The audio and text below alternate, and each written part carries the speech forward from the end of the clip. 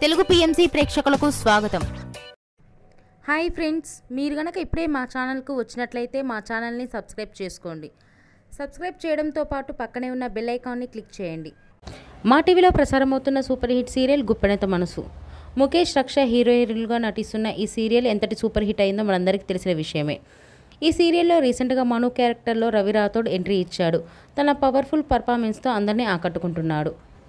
తాజాగా రవి రాథోడ్ తన లేటెస్ట్ ఫొటోస్ని అభిమానులతో పంచుకున్నాడు. ఆ ఫొటోస్ని మనం కూడా చూసేద్దాం.